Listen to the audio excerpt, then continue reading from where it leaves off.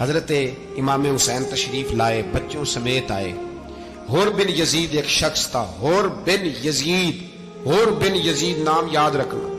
حور بن یزید ایک مختصر سا لشکر لے کے اس نے امام حسین کو ایک جگہ پہ روکا، پھر دوسری جگہ پہ روکا، بالآخر تیسری جگہ پہ روکا تو امام حسین نے فرمایا جگہ کون سی ہے؟ کہا حضور کرب و بلا۔ فرمایا بس یہی خیمے لگا دو، یہی۔ حضرت سیدہ زینب نے پوچھا امام حسین سے کہ سارے زمانے نے روکا ہے، ٹھیک ہے آپ حق پہ ہیں، یہ بھی سب نے کہا ہے آپ حق پہ ہیں، پر روکا بھی سب نے، آپ روکے کیوں نہیں؟ تو ابن کثیر اور ابن اسیر لکھتے ہیں کہ امام حسین رو پڑے، کہنے لگے بہن میں رک جاتا پر میں نے رات کو نانا مصطفیٰ کو خواب میں دیکھا ہے۔ تو حضور نے فرمایا حسین اگر آج یہ رواج پڑ گیا نا یزید جیسے لوگوں کا تو قیامت تک پڑا رہے گا، پھر لوگ کہیں گے کوئی نکلا نہیں تھا تو ہمیں بھی نکلنا، پھر لوگ ظالموں کے سامنے گردنیں جھکانے کے عادی ہو جائیں۔ میں کہتا رہتا ہوں، کہہ رہا ہوں، کربلا کی جنگ کفر اسلام کی جنگ نہیں، کفر اسلام کی جنگ نہیں کربلا کی، کیونکہ یزید تو بڑا پکا نمازی تھا، خطبہ دیتا تھا وہ تو۔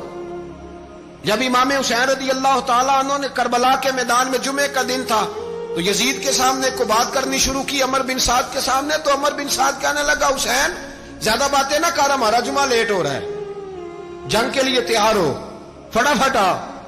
اہل بیت نبوت کو قتل کریں گے اور قتل کے بعد پھر نماز پڑھیں گے اور پھر کہیں گے اللہم صلی علی محمد وعلی آل محمد، اسی نماز میں پھر درود بھی پڑھیں گے۔ یہ کیسا مرتبہ ہے، کیسا انداز ہے، دوستی قاتل سے بھی مقتول سے یارانہ بھی۔ حور بن یزید امام حسین سے کہنے لگا مجھے حکم ہے آپ کو روکنے کا، آپ آگے نہیں جا سکتے۔ امام صاحب نے فرمایا وجہ؟ زمین اللہ کی ہے۔ اس نے کہا آپ بیعت نہیں کر رہے، یزید کی حالات آپ کے حق میں درست نہیں ہیں، آپ نہیں جائیں گے۔ امام روک گئے۔ ظہر کی نماز کا وقت ہوا تو حضرت علی اکبر امام حسین کے بڑے صاحبزادے انہوں نے اذان ظہر پڑھی تو حور بن یزید کے لشکر نے امام حسین کے پیچھے نماز ادا کی۔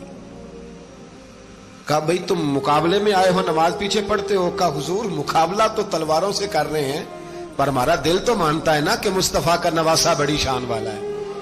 حور بن یزید نے 3 نمازیں لشکر سمیت امام حسین کے پیچھے پڑھی ہیں، 3 نمازیں، ظہر اثر اور مغرب۔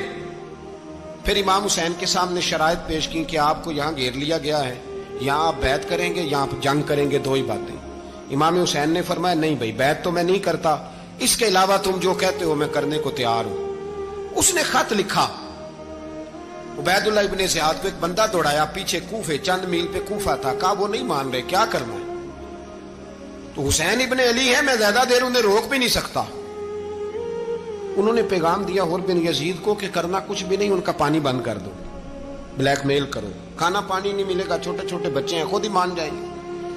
حضرت امام علی مقام کے بارے میں حور کے پاس جب یہ پیغام آیا تو حور کہنے لگا میری طبیعت نہیں مانتی حسین پر پانی بند کروں، دل نہیں مانتا۔ جب یہ لفظ کہے نا دوبارہ تو پھر عبید اللہ ابن زیاد نے عمر بن سعد کو 10,000 آدمی دے کے بھیجا، کہا حور بن یزید لچک دکھا رہا ہے حسین کے حق میں۔ ایک رے کا علاقہ تھا، بڑی وہاں فصل ہوتی تھی، لوگ کوشش کرتے تھے وہاں کا گورنر بننے کی، کوشش کرتے تھے۔ تو عبید اللہ ابن زیاد کہنے لگا تمہیں رے کی گورنری ملے گی، سب سے سرسبز و شاداب علاقہ، تمہیں وہاں کا گورنر بنایا جائے گا اگر حسین کے خلاف لڑو گے۔ یہ اتنی زبردست ہوتی ہیں گورنریاں کہ گورنریوں کے لیے لوگ نسل رسول کے خلاف بھی نکل آتے ہیں، یہ اتنی تگڑی ہوتی ہیں، اتنی جلدی وفاداریاں بدلتی ہیں۔ امام حسین کو روک لیا گیا، عمر بن سعد نے روک لیا۔ 1 محرم کو امام آئے، 7 محرم تا روکا گیا، 7 محرم کو پانی بند کر دیا۔ جانور پانی پیتے تھے، گھوڑے پیتے تھے، کتے پیتے تھے، لیکن مصطفیٰ کے گھرانے کو پانی پینے کی اجازت، 3 دن تک پانی بند رہا۔ 9 محرم کو عمر بن سعد نے اور لوگ بلائے۔ شمر ایک بڑا سخت آدمی تھا، سنگ دل بدبخت، جس نے حضرت علی اصغر کے گلے پر تیر مارا تھا، وہ اور لشکر لے کے آیا۔ رات کو کہنے لگا امام حسین رضی اللہ تعالیٰ عنہ سے کہ بس بڑا ہو گیا، یہ 9-10 محرم کی درمیانی رات، یہاں آپ جنگ کریں گے یا آپ بیعت کریں گے، 2 ہی باتیں۔ امام حسین اندر گئے، سیدہ زینب سے مشورہ کیا، باہر آئے، فرمایا بات وہی ہے جو پہلے دن والی ہے۔ او بھائی بچے ساتھ ہو، सहरा का इलाका हो, तपती हुई रेत हो, इतने कठिन और सख्त हालात, चारों जानब मौत ही मौत, दूर दूर तक अपनों का नामो निशान कोई नहीं, और अकेले फैसला करने वाले इमाम हुसैन, बाकी सारे बच्चे हैं या औरतें, सारे बड़े अकेले। इमाम हुसैन रज़ी अल्लाह ताला अन्हु ने फरमाया, भाई बैत तो मैं नहीं करता, बाकी जो तुम्हारा प्रोग्राम है। शिमर और इब्ने साद कहने लगे फिर जंग के लिए तैयार हो जाएं। क्या अंदाज है इमाम हुसैन का। फरमाने लगे कल जंग करूंगा, मुझे पता तो है जंग का नतीजा क्या निकलना है, एक रात मुझे दे दो ताकि मैं खुल के अपने रब की इबादत तो कर लूं। हुसैन ने जाना है, मुझे पता है कल रिजल्ट 72 और 22,000 का क्या एक रात मुझे दो, मैं मालिक से राज न्याज तो करूं, मैं गोया उससे पूछूं तो सही कि मालिक मेरे वालिद भी शहीद हैं, भाई भी शहीद हैं, नाना को भी दुखों में देखा है, तो अब मेरी बारी है, तो मालिक मैं हाजिर हूं, मुझे मौका तो दो, इसलिए कि मेरे नाना ने बदर में भी सारी रात इबादत की थी, सुबह मुझे मौका दो। और दुनिया का उसूल है जब कोई मौका मांगता है तो दिया जाता है। ये दोनों कहने लगे कोई मौका नहीं। हुर बिन यजीद पीछे से बोला, कहने लगा नहीं, बदतमीजी ना करो, हुसैन को मौका दो, तुम्हें देना पड़ेगा। मौका दिया। हुर बिन यजीद ने फिर मिन्नत की, कहा हुजूर आप मेहरबानी करें मान जाएं। फरमाया मानने वाला खाता कोई नहीं। फरमाया मानने वाला खाता, बोलिए मानने वाला खाता, ये बड़ा मुश्किल काम है भाई। जमीर का सौदा अब तो आम हो गया, बाजार लगते हैं, रेट लगते हैं, अपनी अपनी चाहतों पे लोगों ने अपने अपने अंदाज सजाए हुए। कोई आदमी बस अच्छे तरीके से नाम ले ले तो बस हम उसके पीछे चल जाते हैं।